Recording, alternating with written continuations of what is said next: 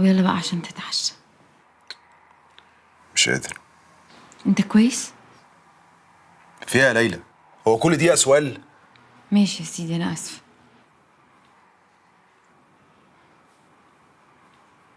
ليلى،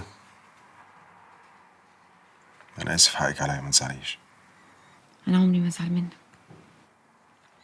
بقول لك ايه،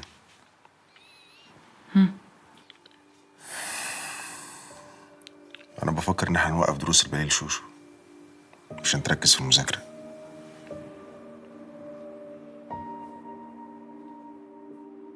One preparation and two and three and four. ايدينا في الجنب كلنا مع بعض. جراند بلييه. one and two and three and four. خلاص يا بنات. ازيك يا هشام؟ ازيك يا جميله؟ ما قلتليش ليه انك انت جاي؟ كنت عملت لك احتفال خاص. الموضوع مش مستاهل. ليه، في حاجه؟ لا، انا جاي اخد عيشه ماشي على طول. وكل مره السواق بيجي ياخدها، اشمعنى النهارده يعني؟ انا عيشه مش هتيجي هنا تاني. ليه يا هشام؟ مش عايز يبقى لها علاقه بالباليه. ليه كده يعني؟ والله كل اللي اعرفهم في المجال ده ما يخلونيش اخلي بنتي تطلع زيهم. طب حضرتك بتتكلم على اللي في البيت عندك ولا على اللي هنا؟ افهميها زي ما انت عايزه. عيشه، طب خلينا نتفاهم بس. اسالي نفسك يا جميله، ولا اقول لك مسالي شادي، ايه رايك؟ طب يا هشام،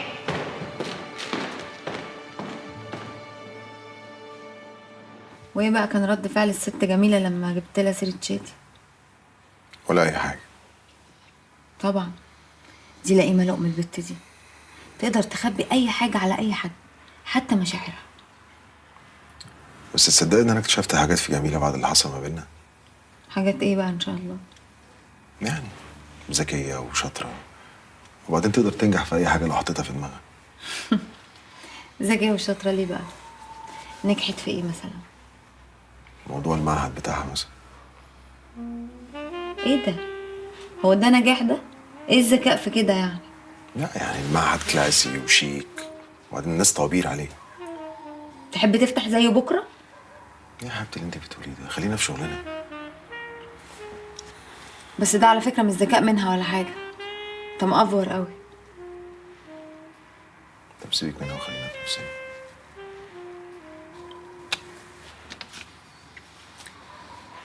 انت عارف ان انت اكتر واحد بحبه في حياتي ولا لا؟ عارف. عشان كده مش بحبك تزعل ابدا. انا مش زعلان.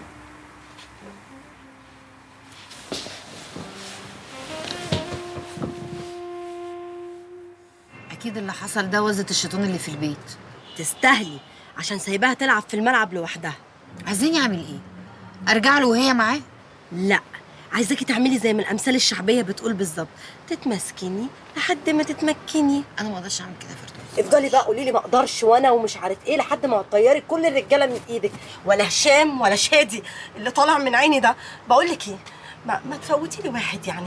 انا نفسي افهم هما عاجبهم ايه فيكي ايه زياده عني مش موجود. والله العظيم انت فايقه بجد. طب اتلمي بقى وفوتي لي دكر من تحت ضرسك. بقول لك ايه، ما تكلمي لي اخوكي الواد القمر ده، مش هو برضو كان بيعرف وليا قد امه؟ يعتبرني خالته يا ستي. اقعدي تضحكي بقى.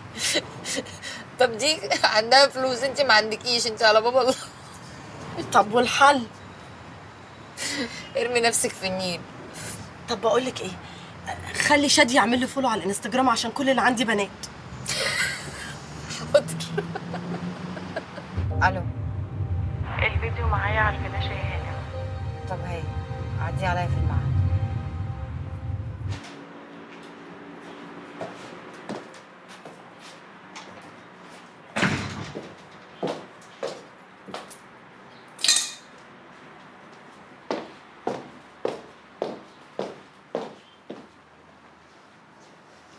هاي، هاي يا حبيبتي.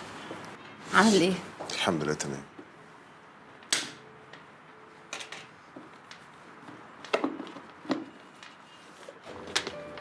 اتفضل. دي ايه دي يا حبيبتي؟ هديه طبعا. مناسبة ايه بقى؟ هو انا لازم عشان اجيب هديه اللي بحبه يبقى فيه مناسبه؟ مناسبه اني بحبك يا اخي. بس تبين عليها غالية قوي يا حبيبتي. ما تغلاش عليك. هو انت مش عارف ان انت اغلى حاجه في حياتي ولا ايه؟ بس واضح ان الشغل ماشي كويس قوي. جدا. مش كويس جدا فوق ما تتخيل.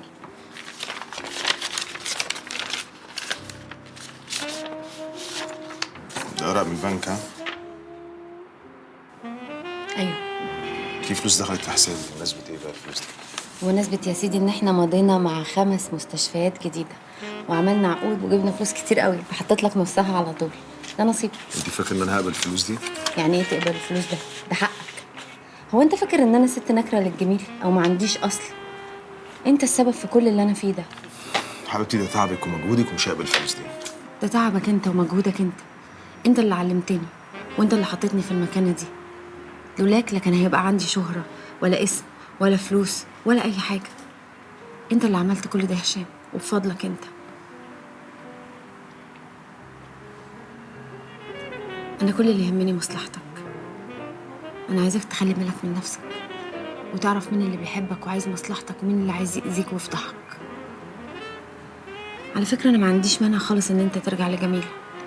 لو ده هيريحك وانت بتحبها لسه رجع لها عادي. اكيد انا مش هغير من جميلة يعني. انا بس عايزاك تفتكر موضوع الفيديوهات والفضيحة اللي كنت عايزة تعملها لك. وعايزاك كمان تفتكر موضوع شادي ورجوعها ليه وعلاقتها معاه وبنتك يعني اللي عرفت كل حاجة وهي اللي قالت لي الكلام ده واسألها يا عندك.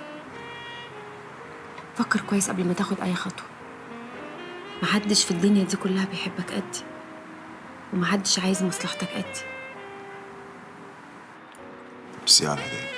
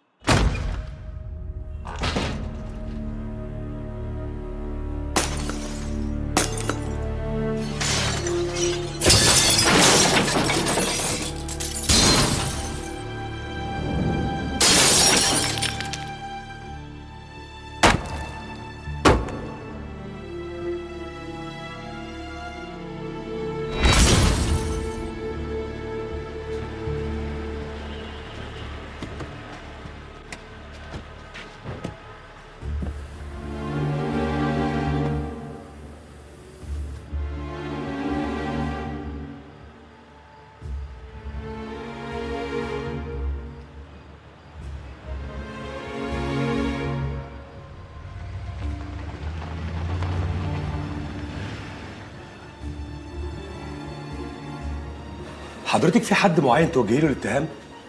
لا حضرتك مفيش حد. يعني ايه لا؟ معلش مين حضرتك؟ انا فردوس محروس المحاميه بتاعتها يا فندم. اهلا وسهلا. بما ان حضرتك محاميه وعارفه القانون كويس، مش عارفه ان اللي بيوجه الاتهام صاحب المكان نفسه؟ وهي هتوجه الاتهام للست اللي اتجوزت جوزها اللي اسمها لا طبعا.